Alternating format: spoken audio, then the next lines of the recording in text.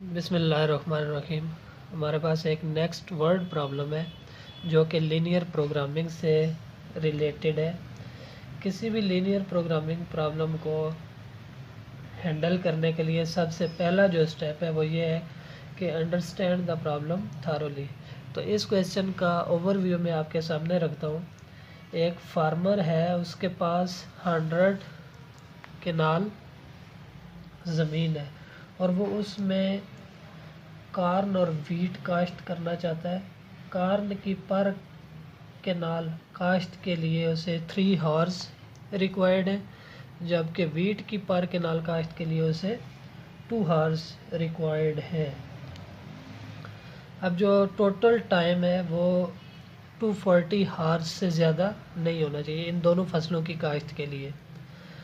अगर उसे कार्न की पर केनाल काश्त पे 20 रुपीज़ प्रॉफिट मिलता है और वीट की पर केनाल काश्त के लिए 15 रुपीज़ प्रॉफिट मिलता है, तो दोनों फसलों को कितने केनाल पे काश्त करे कि उसे मैक्सिमम प्रॉफिट मिले। अब उसकी कुछ यहाँ पे लिमिटेशंस और रिस्ट्रिक्शंस हैं। फर्स्ट तो ये है कि जो उसके पास लैंड है, लैंड पे रिस्ट्रिक्शन है कि लैंड टोटल 100 केनाल है, इससे ज़्यादा नहीं है। और दूसरी रिस्ट्रिक्शन टाइम पे है जो कि आपके सामने है कि working horse can't exceed 240 horse से ज़्यादा वर्किंग के लिए इन दोनों फसलों की काश्त के लिए टाइम नहीं होना चाहिए। तो ये तो हमने प्रॉब्लम को अंडरस्टैंड कर लिया। अब जो हमारे पास सेकंड स्टेप होता है, इसमें हम जो डिसीजन वेरिएबल हैं उन्हें डिफ़ाइन करते हैं। तो डिसीजन वेरिएबल को डिफ़ाइन करते हैं हम यहाँ पे। सॉल्यूशन इसका स्टार्ट कर लेते हैं। Solution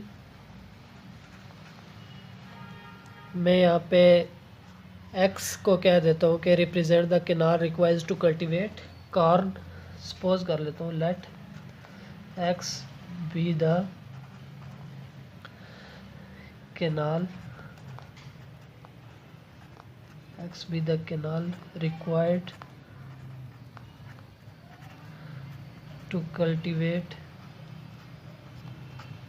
required to cultivate corn, and y be the canal required to cultivate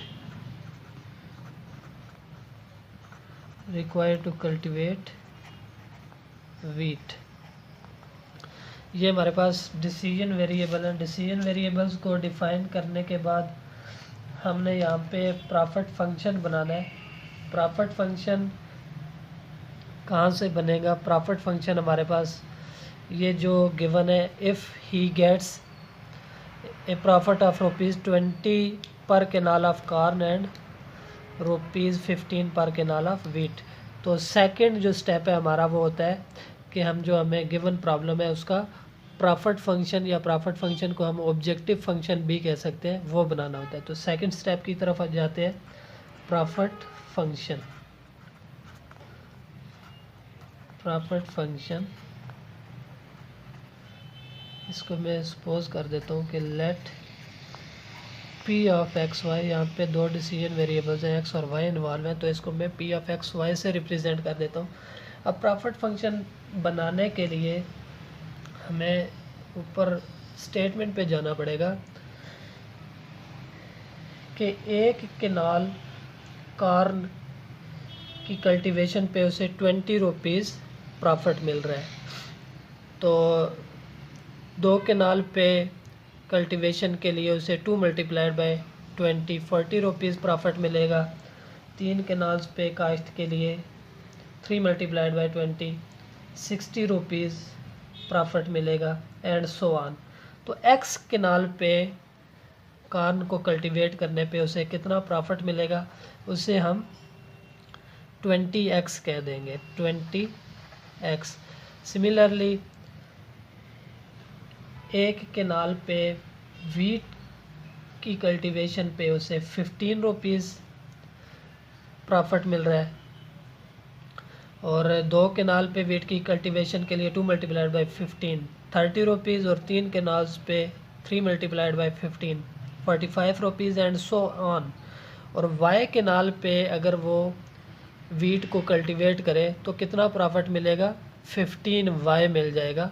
और यहाँ पे 15 वाई में लिख दूंगा 15 वाई, और इन दोनों प्रॉफिट्स को अगर सम किया जाए तो टोटल प्रॉफिट मिल जाएगा उसे 20x प्लस 15 वाई। ये हमारे पास था ऑब्जेक्टिव फंक्शन जो हमने यहाँ से बना लिया। सेकंड स्टेप में हमने ऑब्जेक्टिव फंक्शन बनाया है जिसे हम प्रॉफिट फंक्शन कहते हैं। और जो इसके बाद है हमारा स्टेप नंबर 3, नेक्स्ट स्टेप है is to describe the constants और लिमिटेशंस। हमने कॉन्स्टेंट्स जिन्हें आप इनइक्वलिटीज़ भी कहते हैं, इससे पहले भी इस तरह के प्रॉब्लम्स पढ़ चुके हैं, हमने यहाँ पे कॉन्स्टेंट्स को डिफ़ाइन करना है। तो कॉन्स्टेंट्स को डिफ़ाइन करने के लिए हमें जो रिस्ट्रिक्शंस हैं उनकी तरफ जाना पड़ेगा। यहाँ पे सबसे पहली रिस्ट्रिक्शन पहले भी मैं डिस्कस कर चुका हूँ कि लैंड पे रिस्ट्रिक्शन है। A farmer possesses 100 canals of land only, और वो इस लैंड पे दोनों फसलें उगाना चाहता है, कॉर्न एंड वीट। कॉर्न को हमने एक्स से रिप्रेजेंट किया है और वीट को वाई से रिप्रेजेंट किया है। तो इन दोनों का सम हमें फर्स्ट इनइक्वलिटी मिलेगी उससे, और वो होगी x plus y must be less than or equal to 0। ये है हमारे पास कॉन्स्टेंट्स।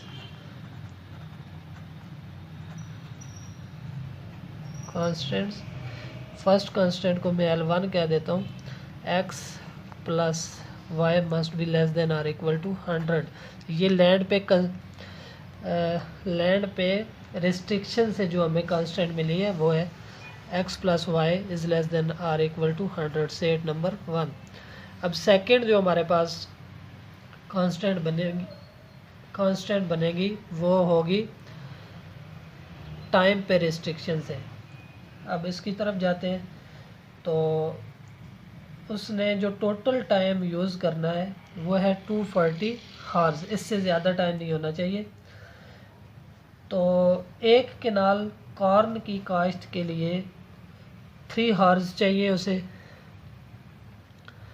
और अगर 2 केनाल पे वो कॉर्न काश्त करे तो 2 मल्टीप्लाइड बाई 3 6 हार्स। 3 केनाल पे अगर वो कॉर्न काश्त करे तो 3 multiplied by 3 9 horse and so on. X kanal पे अगर वो कॉर्न को काश्त करे तो ये क्या बन जाएगा, 3x बन जाएगा। फिर ये हमें यहाँ से कांस्टेंट नंबर 2 मिलेगी, जिसको एक्स केनाल पे कॉर्न काश्त करने से पे जो टाइम लगेगा वो होगा 3x।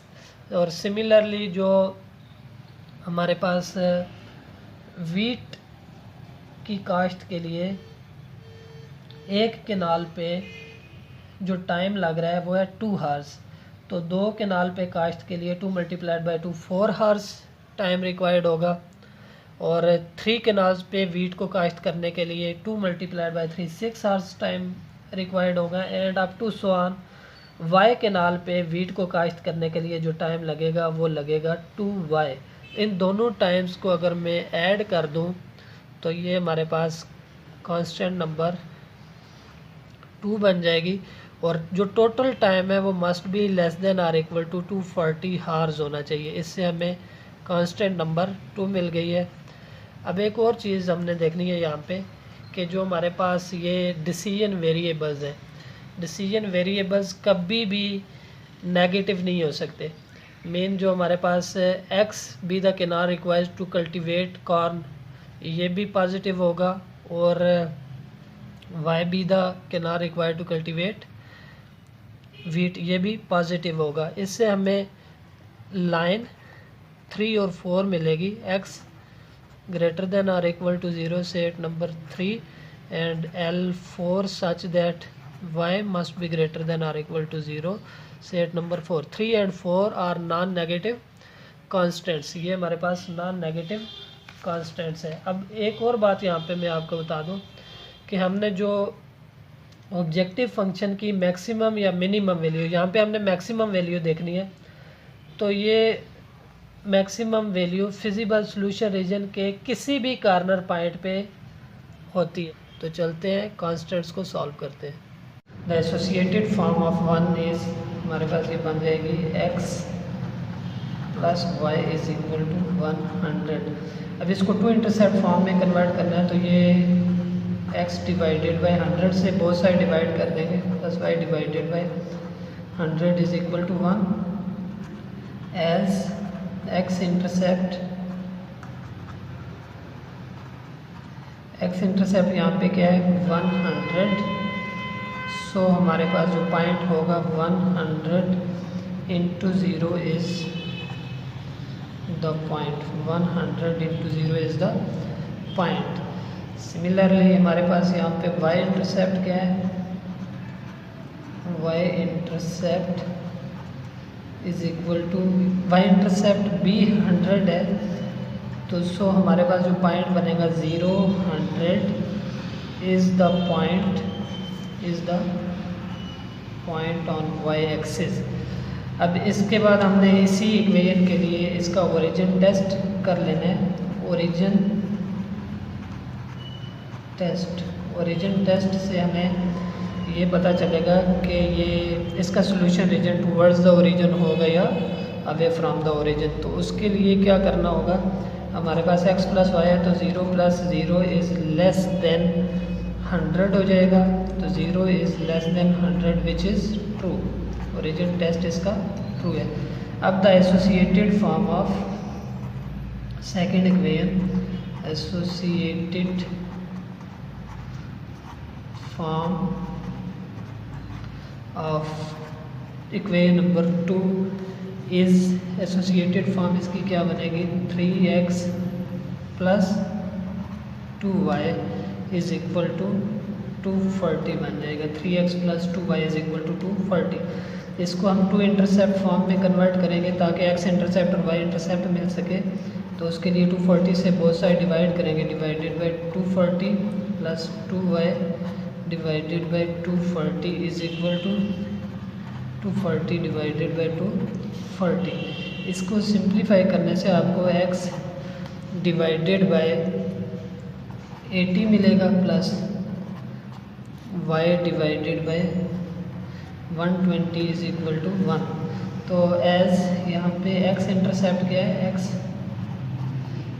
Intercept is equal to 80। So हमारे पास जो 80 इंटू 0 ये पॉइंट बनेगा इज़ द पॉइंट, ये कहाँ पे होगा x एक्सिस पे।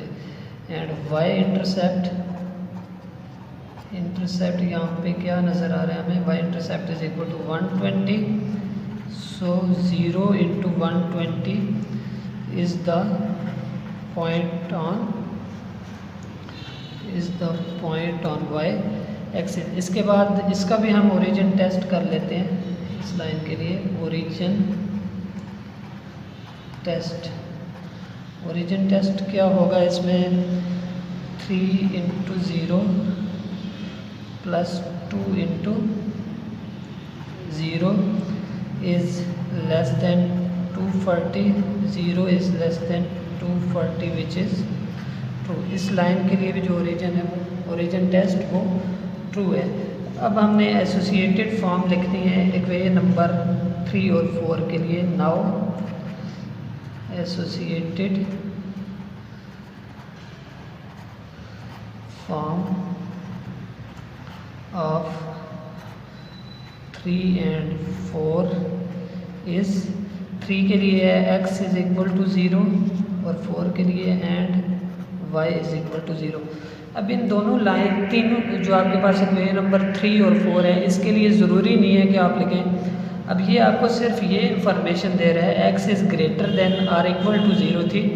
x is greater than or equal to 0 का मतलब है जो आपके पास एक्सिस हैं y एक्सिस के राइट साइड पे सारा प्लेन यानी राइट हाफ प्लेन, और y is greater than or equal to 0 का मतलब है जो आपके पास x एक्सिस से अपवर्ड सारा है उसे आप अपर हाफ प्लेन कहते हैं। अब इन दोनों में जो कॉमन एरिया आ जाता है वो फर्स्ट क्वाड्रेंट बनता है। फर्स्ट क्वाड्रेंट में आपके पास फिजिबल सॉल्यूशन रीजन बनता है।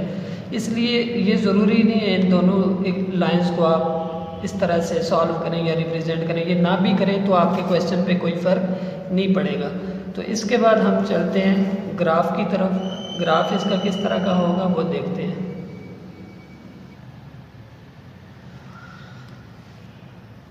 Now the graph of given inequalities. Now the graph of given inequalities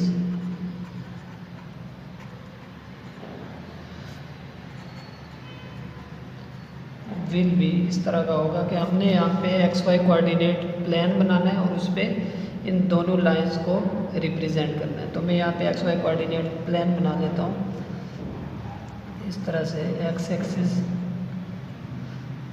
ये हमारे पास और यहाँ पे ये Y एक्सिस,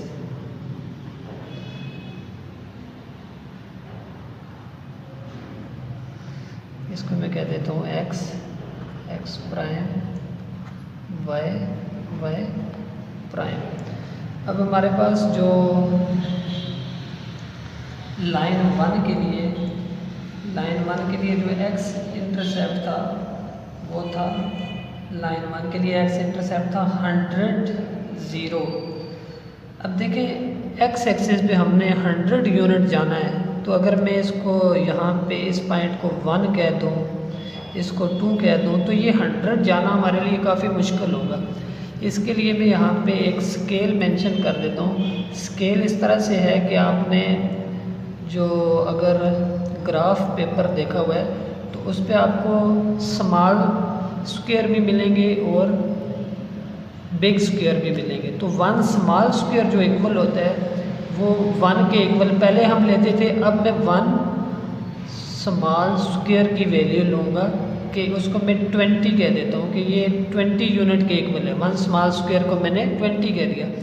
तो अगर मैं यहाँ पे यहाँ से लेके यहाँ तक 1 यूनिट ये 20 के इक्वल होगा, प्लस यहाँ पे इतना ही डिस्टेंस आगे जाए तो ये 20 और 20 कितना बन जाएगा 40, और ये बन जाएगा आपके पास 40 में 20 ऐड करें 60, फिर ये बन जाएगा 60 के बाद 80 और ये 100 बन जाएगा। तो ये वाला पॉइंट ऐसा पॉइंट होगा जिसको मैं कह देता हूँ 100। एक्स इंटरसेप्ट 100 था लाइन 1 के लिए और वाई कोऑर्डिनेट इसका 0 होगा।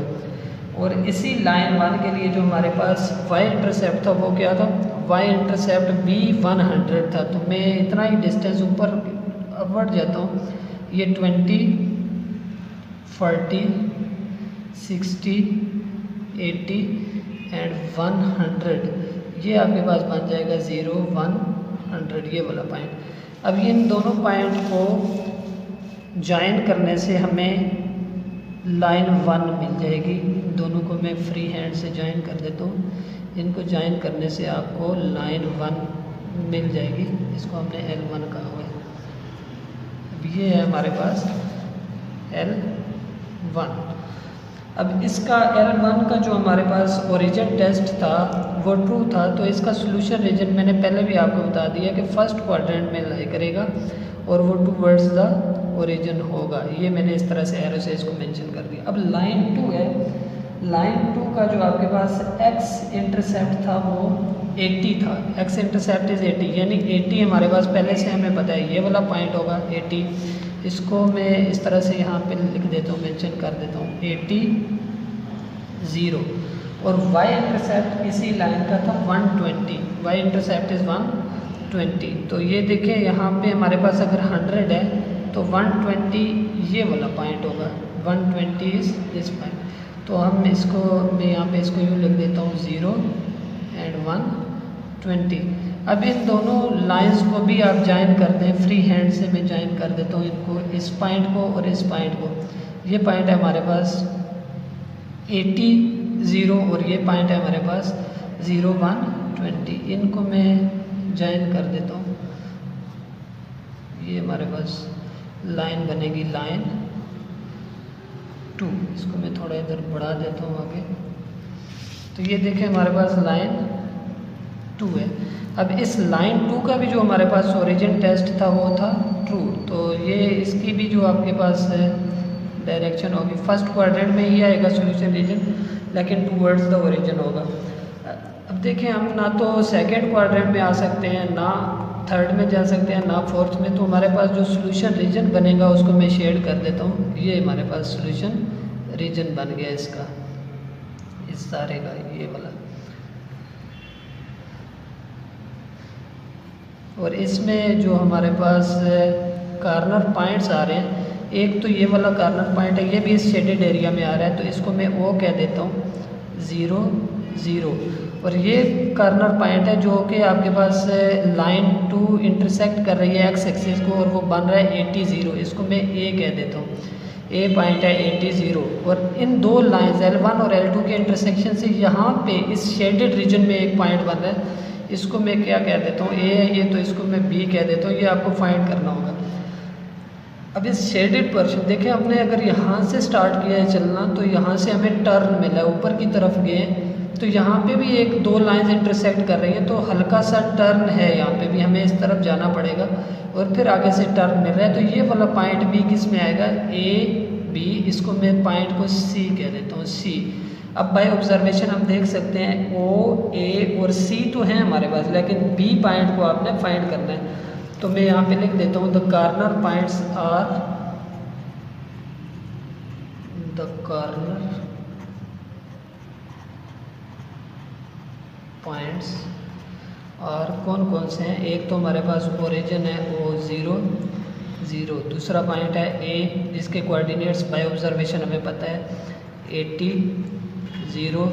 सी के कोऑर्डिनेट्स का भी पता है, मैं पहले सी लिख देता हूँ, सी इसके कोऑर्डिनेट्स हैं 0 100। एंड जो पॉइंट बी है इसके कोऑर्डिनेट्स हमें पता नहीं, हमने फाइंड करने हैं। तो हमें पता है as point B is the intersection of line 1 and line 2। मैं इसको लिख भी देता हूँ, as point B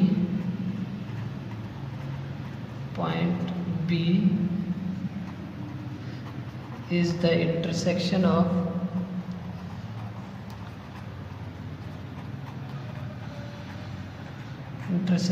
L1 and L2। So solving simultaneously हमें, अगर मैं जो हमारे पास लाइन 1 है उसको 3 से मल्टीप्लाई कर दूं, ये लाइन 1 की वैल्यू थी हमारे पास, चेक करें लाइन 1 और लाइन 2, मैं यहाँ पे आपको दिखा देता हूँ। ये है हमारे पास लाइन 1।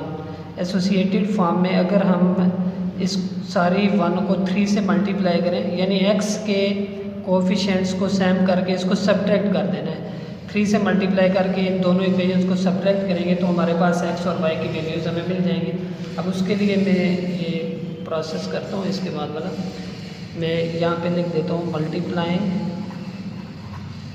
जो आपके पास 1 है, इक्वेशन 1 लाइन 1 के लिए, उसको मल्टीप्लाई करें बाय 3, देन सब्ट्रैक्टिंग फ्रॉम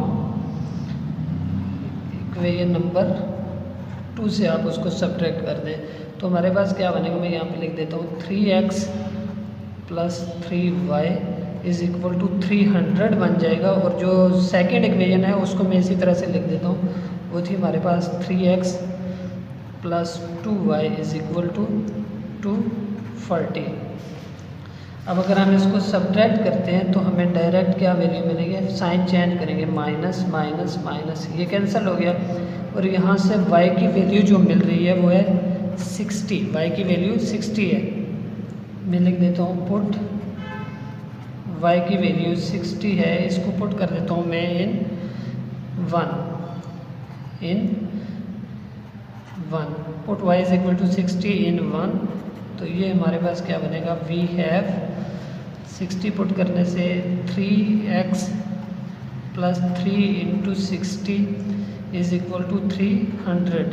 तो ये हमारे पास बन जाएगा 3x इज़ इक्वल टू 300 में से 300 में से 180 अगर माइनस कर दें तो ये हमारे पास बन जाएगा 120 और x की वैल्यू आपको मिलेगी x is equal to 40, x is equal to 40। So हमारे पास जो पॉइंट B था वो क्या बन जाएगा, मैं यहाँ पे लिख देता हूँ। सो B इंटू इसका x हमें मिला है 40 और y है 60 is the required point, is the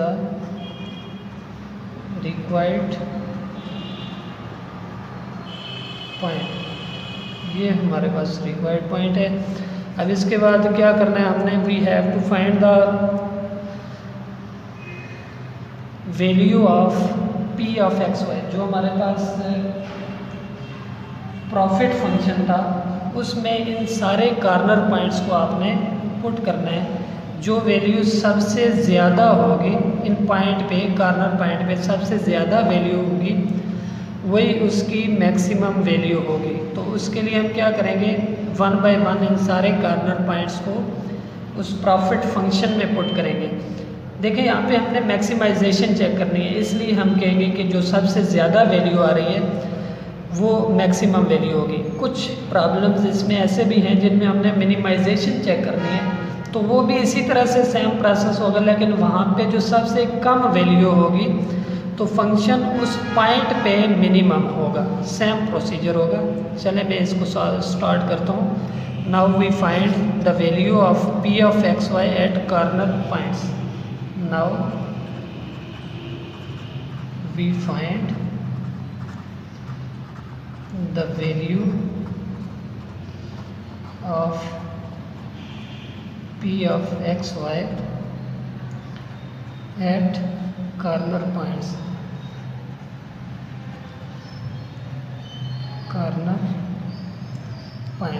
सबसे पहला जो कॉर्नर पॉइंट है p ऑफ एक्स वाई को मैं चेक करता हूँ एट ओरिजिन o इंटू 0 0। तो ये हमारे पास बन जाएगा 20 इंटू 0 प्लस 15 इंटू 0, यानी उस जो प्रॉफिट फंक्शन है उसमें मैंने x और y की जगह 0 0 पुट कर दिया। ये हमारे पास 0 आ जाएगी वैल्यू। अब profit function p of x y, इसको मैं सेकंड पॉइंट a पे चेक करता हूँ। इसके कोऑर्डिनेट्स थे 80 0, it will be equal to 20 into 80 plus 15 into 0 which will be equal to, इसका रिज़ल्ट हमें मिलेगा 1600। Now profit function p of x y at point में c पे चेक कर लेता हूँ, जो पहले से हमें गिवन था। c 0 एंड 100 इसके कोऑर्डिनेट्स हैं। 20 इंटू 0 प्लस 15 इंटू 100, तो इसका रिज़ल्ट मिलेगा हमें 1500। इसी तरह से लास्ट पॉइंट पे p of x y at b point पे मैं चेक करता हूँ इसको। b के कोऑर्डिनेट्स थे 40 इंटू 60, तो ये हमारे पास बन जाएगा 20 into 40 plus 15 into 60 which will be equal to 1700। अब जो सबसे ज़्यादा वैल्यू हमें मिली है वो पॉइंट B पे मिली है और वो वैल्यू है 1700, तो मैं यहाँ पे लिख दूँगा। So f of x y, sorry p of x y होना चाहिए, p of x y is maximum at, is maximum at B point है, ये वाला पॉइंट, इस पे मैक्सिमम वैल्यू है। इसके कोऑर्डिनेट्स हैं 40 60।